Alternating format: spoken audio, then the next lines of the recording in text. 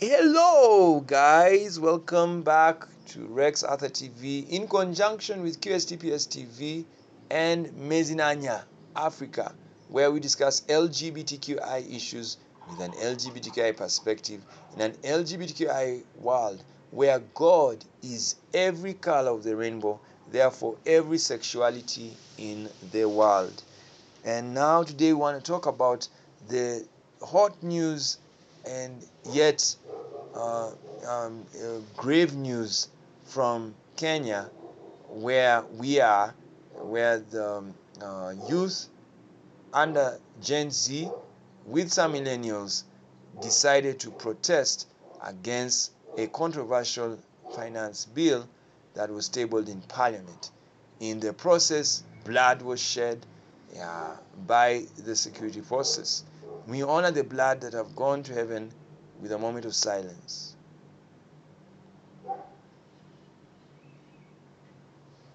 May their souls rest in eternal peace, and they are resting. Amen.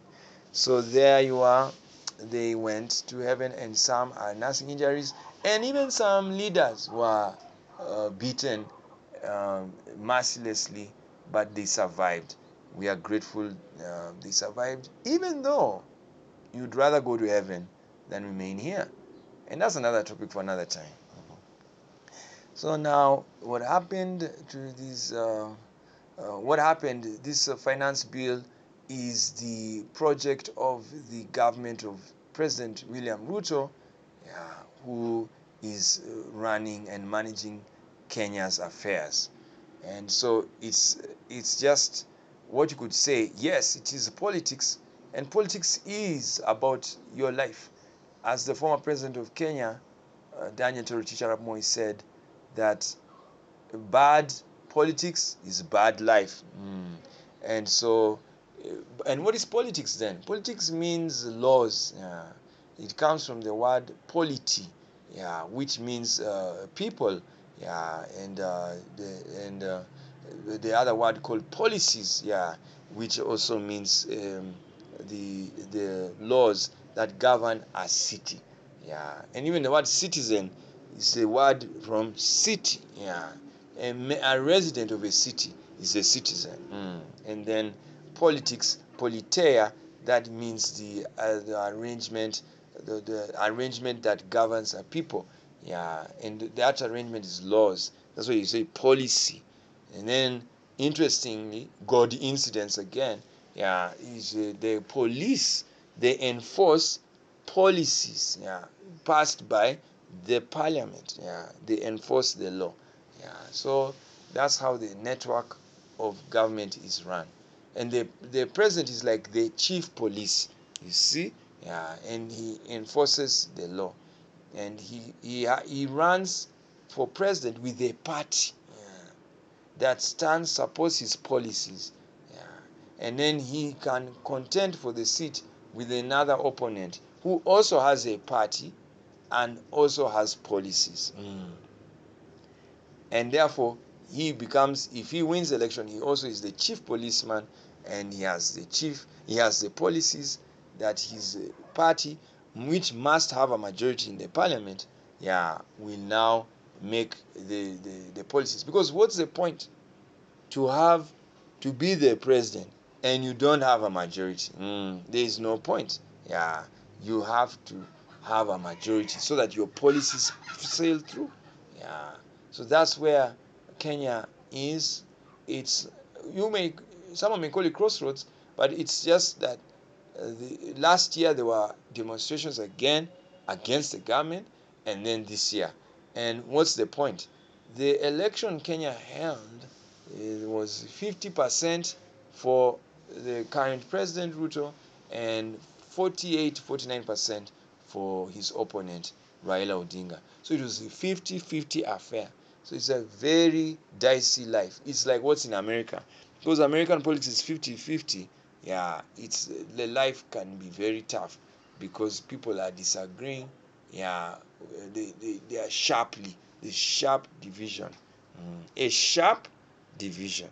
So what's a blunt division?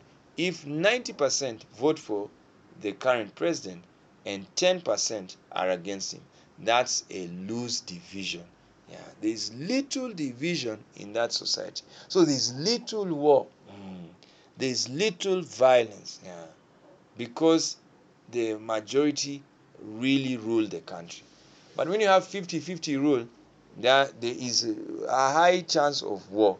Yeah, very high chance of war, very high chances of violence. Yeah, why? Because it's very competitive. Yeah, either can win anytime. Yes. There are many stories we know. One time in America, a very tough story.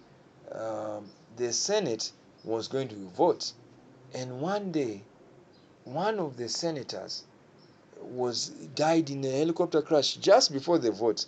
Yeah, so people are like, there was something weird about that crash. Yeah, why did it happen at a very crucial time when they were going to vote? So you see, because he died, now the voting balance, the other side gained a seat because it was 50-50. So he died. So that's it. And that death law passed. It's an interesting story. So you see, when a country is 50-50, yes, it will have even assassinations. Yeah. And because they want to reduce the number of that side of their opponent. Yeah. But a country like Rwanda, you see 98% voted for Kagame. There you are. There will never be war there. Yes. There will never be assassinations, yeah, of killing the other side. Yeah. And when they have elections, very smooth. Yes, because everyone is following one person. And we kind of support that system. Yeah. It's better to have a monarchy system where one man rules. Yeah, because you see, everybody's with him. And that's why in monarchies, if there is opposition, they call it treason without wasting time. And they execute you. That one, you're killed. Yeah, no mercy, to a traitor. And of course, politics, that's law. Yeah, policies, which is also culture, changes. Yeah, people change. And why? Why did the politics change from monarchy to now parliamentary politics? Because people became more many. Yeah, and then you as an individual can't rule all of them. Remember, a nation is like a family. So imagine a father who has 4 children, and he has his partner, a woman, for example. Yeah, because even now you can have 2 fathers, it's very okay, or 2 mothers, it's very okay. So now you are there and you are leading the home because the father is seen to be the leader. Yeah, but what did that mean? Yeah, it means the father is the one who buys food. He gets the meat, yeah, for the family. And then in the culturalization of society, the woman ended up cooking whatever he brought home. Yes, and the family eats together. Yeah, so that's how society was organized. Then you have what you call the royal family. It's a family that rules other families. Yeah, and now, as the more people increased, the more the need for the king to have other leaders with him, meaning other kings. Yeah. So in England, the barons told the king, it's time to work with us. And so they wrote what's called the Magna Carta. And it was so funny that even the king could not read. He don't know how to read. People those days were not reading. Yeah, it was called the Dark Ages. Yeah, reading was only for the priest. Yes, so they wrote it, and when they wrote it, he signed it, and it was called. That's the Great Charter, Magna. Yes, and then it made the barons now to own land. Yeah, land barons. They were in charge of land under their name, and with the king protecting them. Yeah, so that's what happened. Then as time went on, yes, the society was now getting more educated, reading, and so there was a king, very great king called King James, and people, some people didn't like him because he was gay. Yeah, even though he had many children, so that means he was a bisexual. So some of those English people went to live in America. Yeah, and that's how you have America. Ta-da! Then others decided to stay and wait for an opportune time to get him out of power. So when he died, his son ruled. So the son ruled, and then they killed the son. Yes, and Oliver Cromwell called it the Glorious Revolution. So people who thought England never had a revolution are wrong. England had a revolution. And that revolution changed their political system from the one of the king and the baron and the judges to the one of the king and parliament. So now people had to elect leaders to sit in parliament. And then again, why? The population. People were many. So more kings were added, and these were called MPs. Yeah. And now the king's power was slipping away.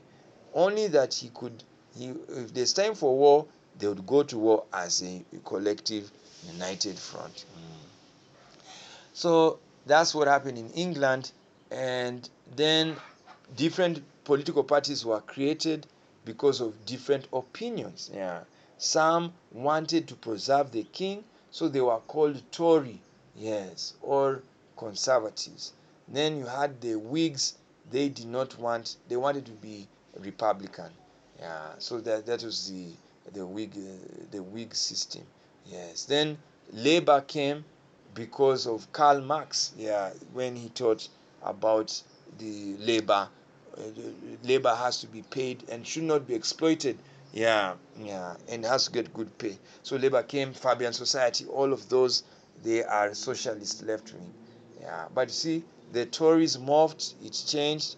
Then this, I don't want to go deep, but if you read, you'll find out the conservatives are now merged properly in that century of the 19th century. Then Britain, with that political system, which was very interesting because they allowed opposition. Yeah, that is now, which is treason. Yeah, they brought their system to Africa. And so, because they had whites living in Africa, yes, they did not make the Africans attend the parliamentary sessions because the Africans don't know English. Yeah, but they were teaching English. That's the missionaries. They were teaching the black people English. So the more the black people were learning English, they were even learning what was happening. Yeah, and they were not happy. And they told the whites, please, we must be part of the parliament. So finally, they allowed the black to be part of parliament in the midst of black revolution against the white rule. Yeah, and the Kikuyu of Kenya, together the Embu and Meru, they joined up and made Mau Mau, and they managed to rattle the British colonial government that um, now made a decision to leave Africa because of the Mau Mau. Yeah, and when they left the whole Africa, that's why I always tell people the Kikuyu nation, together with the Embu and Meru, are the strongest nations in Africa because it was them, their violent resistance, that made the British fall in Africa. Yes, and now as they left Africa, they left us with their system. So they helped us have a constitution. Yeah, and that constitution was got from Britain. So they brought it here. Remember, it's whose system? The British. Yeah. So they brought that system. And when we Africans went on with that system of theirs, it's like we are like Britain. Yes. Okay. Whatever happens in Britain is happening here. Yeah. So that's what went on. La la la la la. And then Kenya decided to amend the constitution. Yeah. That had banned political parties. Yeah. Kenya was a single party state, so they lifted the ban in 1992.